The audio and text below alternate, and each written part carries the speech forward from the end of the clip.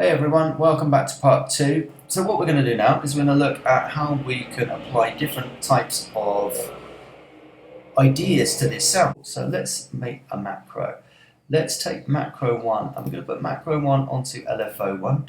We're going to put it to the speed. Now remember we've got the speed on seconds. This means when we change the speed with any kind of automation or macroing, it's going to be a lot smoother than if we were to have it in BPM mode. You'll find it a bit glitchy and steppy and not very smooth between the different blends of the rates. So in this case, we're going to turn the macro up all the way like I have. This means it's on full according to my modulation. And I'm going to play the amount that I have on this. So I'm going to turn the drums off and I'm just going to listen to this and you'll hear what I mean. I'm going to find like a perfect setting, like a nice sort of point where I feel happy with. So let's press play and listen to what we have. Extremely fast at the moment.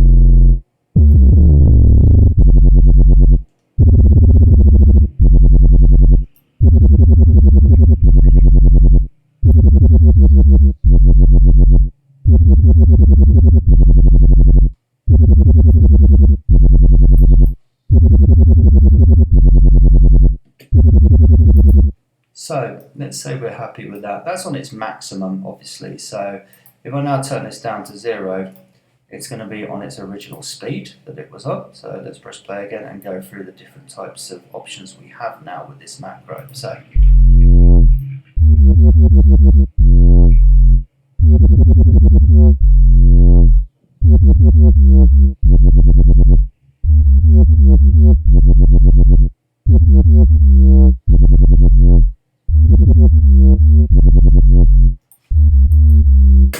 So you can see there's quite a few different speeds to choose from there on the rate, and the switch from each different one is very smooth. There's no dodgy clicking or jumping between one speed to the next. It's all very transitional, so excellent stuff. We can go ahead and call this one LFO speed. Done. Next macro idea. So that's just going to change the speeds. Well, let's go into some opening of the sound. So there's a couple of ideas we can use here to open up the sound and make it sound a bit more aggressive. First thing we're going to do is, well, we're going to take macro 2 and we're going to set that to the cutoff. Once again, I'm going to have it on maximum just so I can hear exactly where we're taking it to in its maximum mode. I'm probably going to turn this one down so it doesn't go all the way around here somewhere. Let's play it and see what it's sounding like.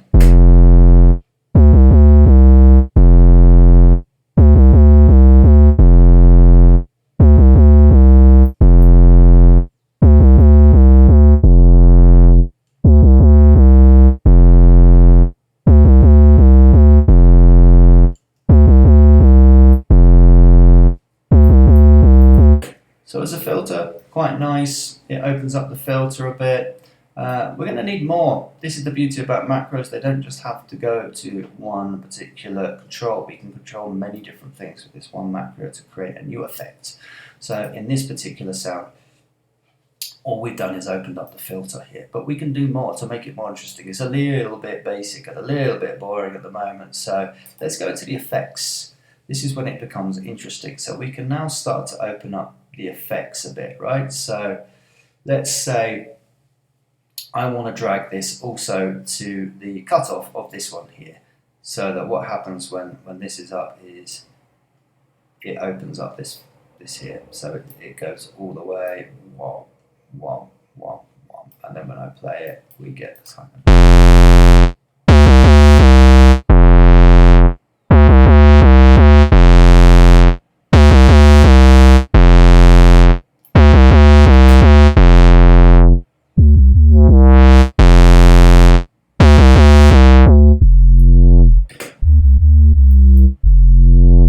Okay, so there's a couple of things to note here. As we're opening it up, obviously we're introducing more high harmonics.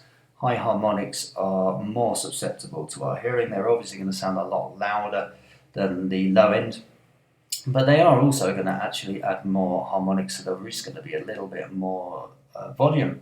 So you might have noticed that the output of Vital started going into the red there. We don't really want that. So we're going to try and control that. So we're also going to set this macro to the volume. But this time we're just going to turn it down a touch, and we're just going to make sure that when we push this that we're not clipping with the macro. So let's just press play and see what happens. Way too far. Let's turn this back up.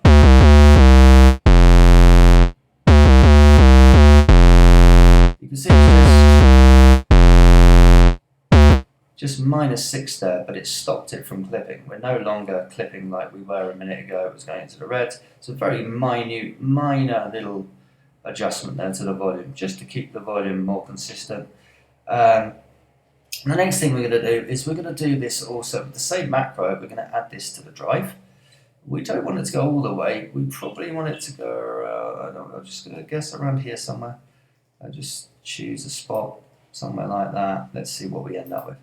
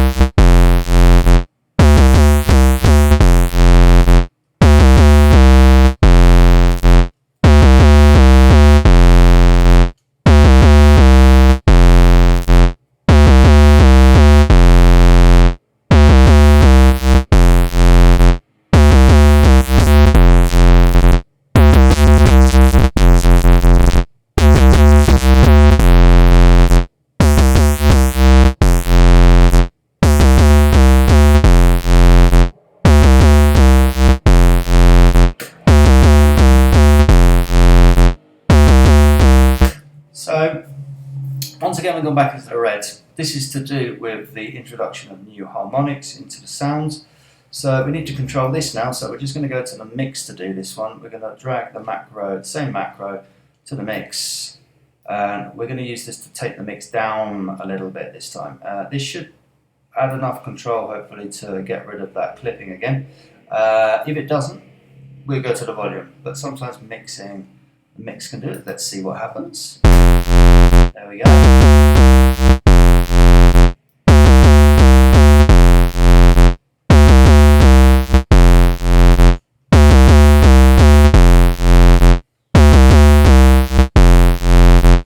Okay, so we're still jumping there. So let's remove this, because we don't want to lose too much of the mix. And let's just go to our volume.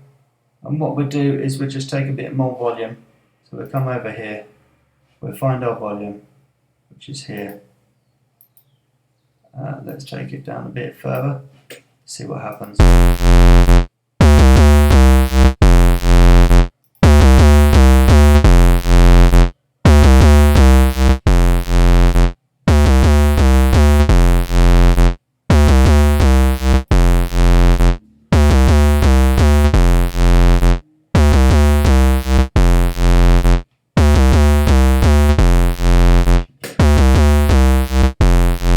Okay, so now we're not clipping, and it means we should get a smoother transition between these sounds as well. So once I push this down to 0 and we change it from that to that, we'll get a smoother transition. One other thing I'd like to add to it though, after we check this, is a reverb. Let's check it first.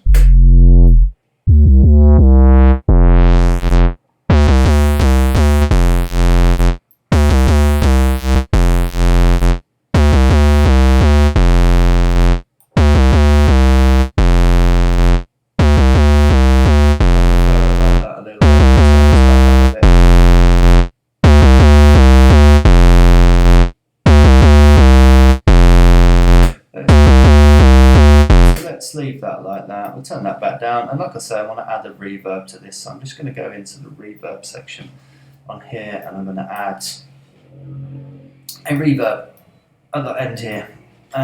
We're going to take the lows down. We're going to take the lows down to around 150 hertz. So let's get the cutoff to around 150. Right about there. For this, I'm going to take the chorus and chorus frequency down. I'm going to take the mix down.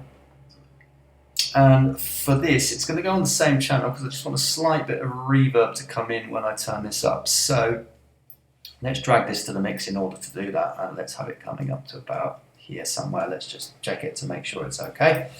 Let's go through and play.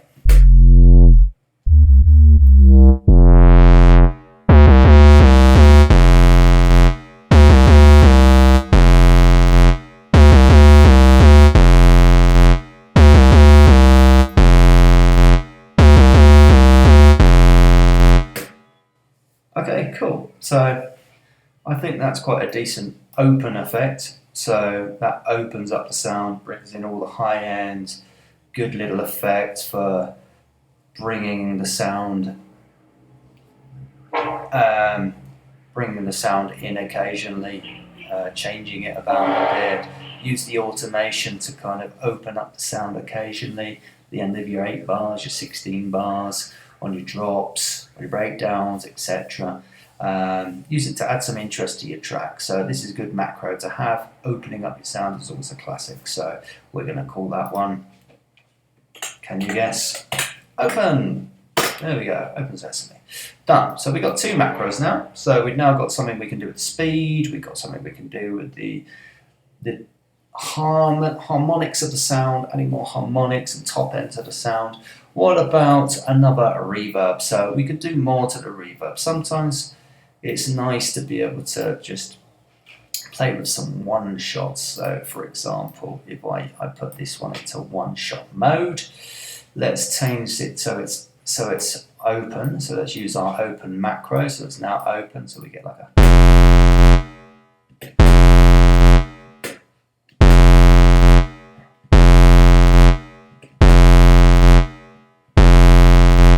So now we get a little one shot like this. Okay, we can see we've got a bit of clipping going on there still, so we just need to adjust the volume still. Let's just double check this. That's better. Okay, so now we're not clipping. What we're going to do is we're going to add some more of this to. We go to the mix, we'll turn the mix up a little bit further this time.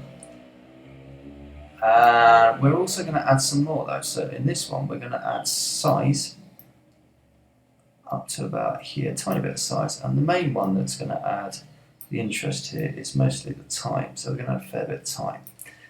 This means that when I play this now, and I turn this all the way up,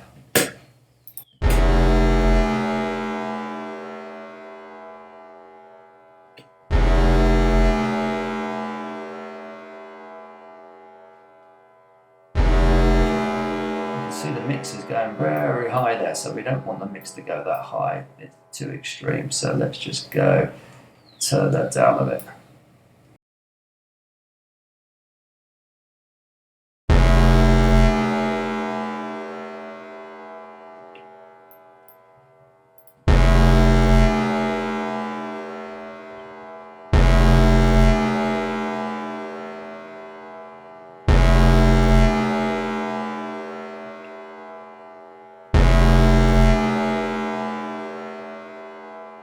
So we got reverb mix.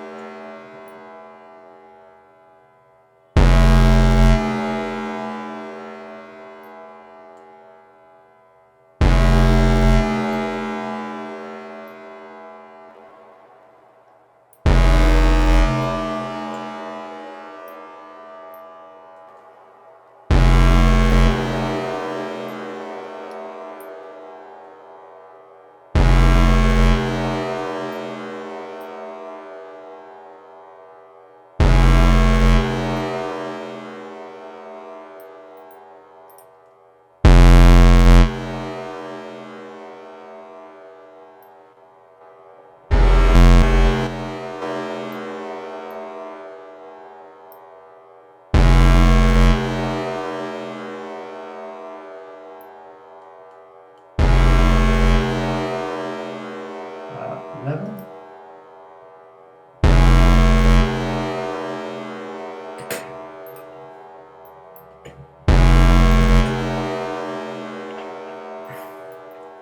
So let's say you're kind of happy with that. That adds a nice bit of reverb to your sound, bit of washiness.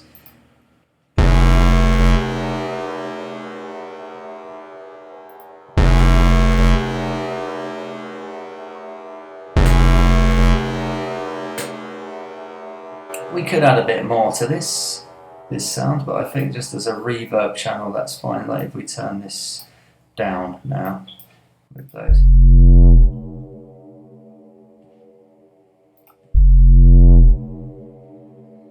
Okay.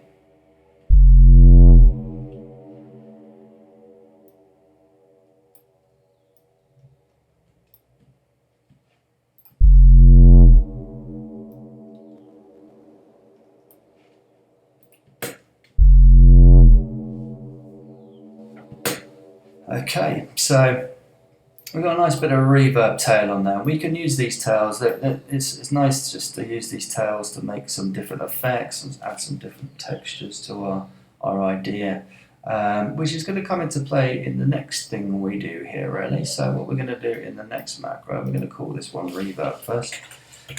You can tweak these obviously according to the context of your idea, whatever you're doing, whether you're making sound effects for films, TV, or whether you're making music like electronic music. You're always going to tweak to context. Okay, so all these things are tweakable. You spend hours sometimes tweaking. I wouldn't go too crazy and lose too much time. I would use the macros to give yourself flexibility when tweaking.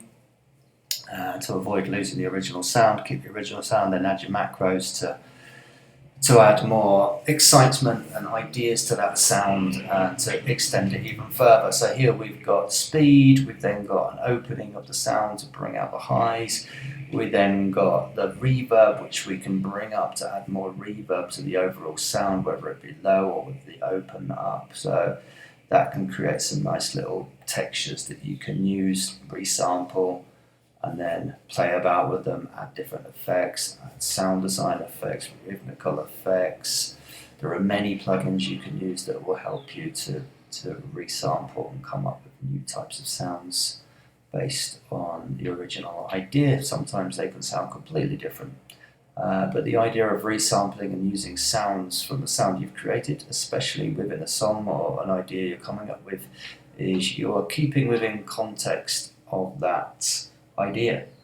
If you write a tune in F minor and you have a bass that you have bounced into various different ideas, you don't need to worry about the key of the sound. It's always going to work with that. You don't need to spend hours looking for a sound. Sometimes you can spend hours looking for that sound that you're missing in your idea, and you waste 3 or 4 hours looking for the perfect sound, which you never find, and you end up selecting something that sounds really, really horrible. It's a terrible quality sound just because it kind of fits, and it's the best thing you could find in the space of time that you had to try and find it, so you settle for that.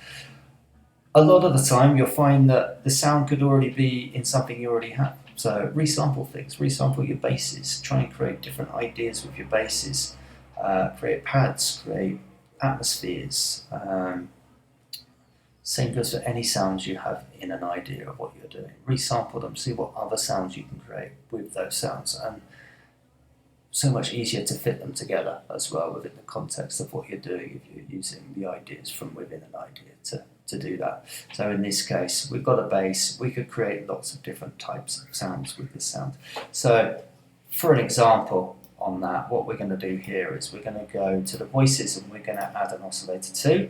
We're going to pitch it up maybe 12, let's say. Let's add some voices, like 7, just turn it down a little bit, but around there somewhere, 0. This one we're going to just have it coming out of filter 2. In this case, you could add filter 2 and do something to the filter if you wanted to make it sound even cooler or whatever, or different. In this case, we want the volume down though. And what we're going to do in this case is we're going to try and create this kind of paddy movement ideas. So we're going to first of all set the macro 4 to the attack. Over here, we're quite subtle. Once again, I like to turn everything all the way up so I can see exactly how much is my maximum modulation amount. So around what, 1 second, 1.5 seconds, sorry. So that means when I now play this, you're going to get more of a swipe up, especially if you put it in open mode. And then, okay, so you get a nice rise. And the other thing we want to do is add that to here as well, so we get this sound coming in. Let's see what happens.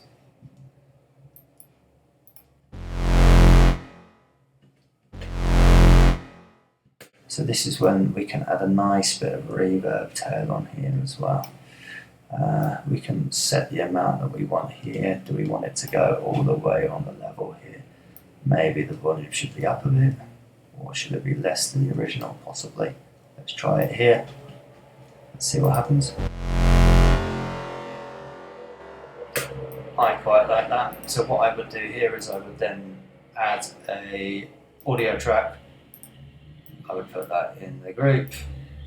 I would then go to my audio input and select the input of the track I want. In this case, I'm going to go for the group input and select post. Not that I've got any effects, so it wouldn't really matter.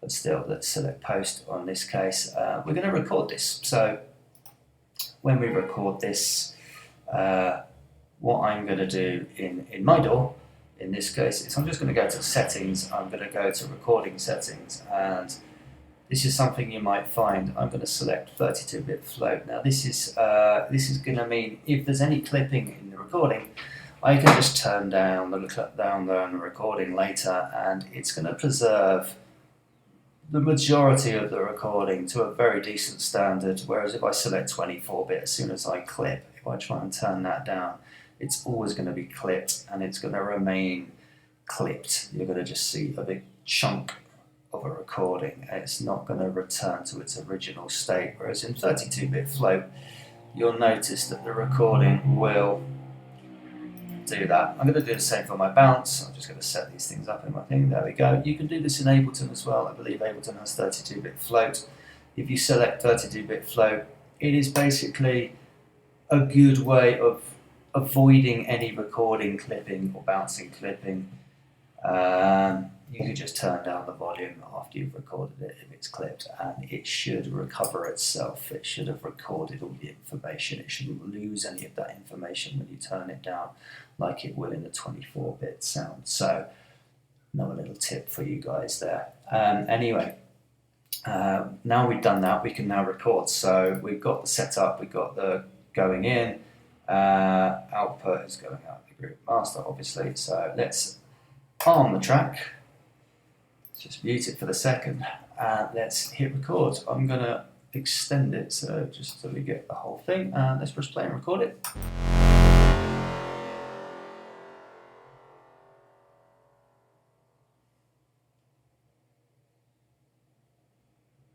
Excellent, so we've got all of that. We don't need all of that, obviously. We can make that shorter. I can do it like that, and then just put a fade on there and change this, etc., etc. Anyways, for the purpose of this, they've now got that idea. So if I now play that with this, I turn this back to its original states. Let's just call this like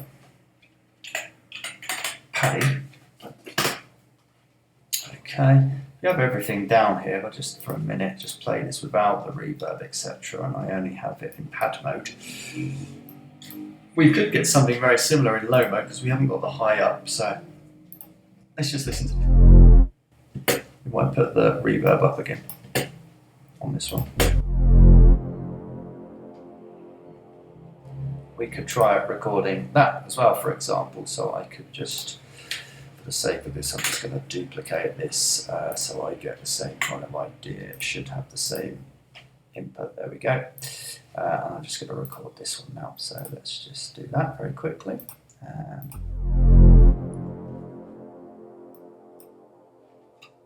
Now we have this one as well. So let's just stop that. Let's pop that about there.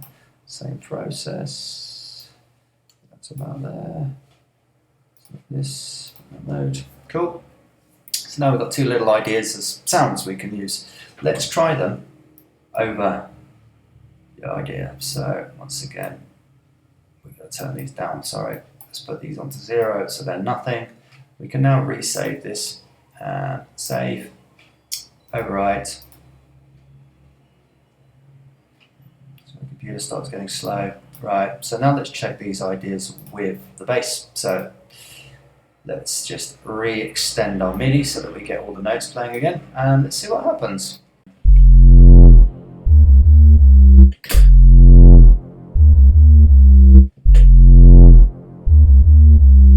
So that's a little atmospheric sound that we've created with a bass that we just made. All we did was add a different wavetable that comes in. You don't have to add another wavetable. You could just change the attack, play around slightly with the reverbs and make it really washy and atmospheric-y, play it higher up the keyboard and you'll get more of a paddy sound. Like if I was to turn the reverb up and play it up the keyboard a bit more, I could also play it a bit chordy.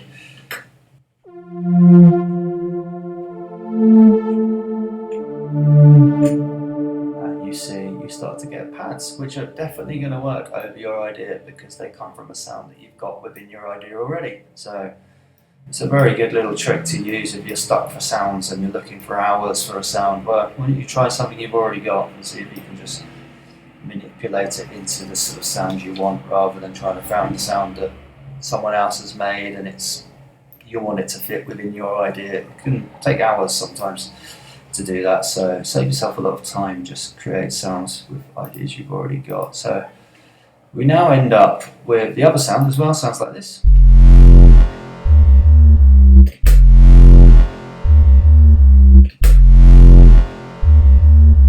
You see we're getting a really nice kind of texture in there with those reaction between the two low ends of these as well. This is fading in, so it could be used in a nice way. If you use this for some distortion, etc., the way these two sounds could react together, you could come up with some cool textures with that as well. But just together, as they are, they sound pretty cool. I mean, we could add extra things to this sound as well, like just to make it cooler. Just for a quick example, we could go into something like, let's go into like a gate of some kind. Let's go into a trance gate because it gives us some kind of rhythms.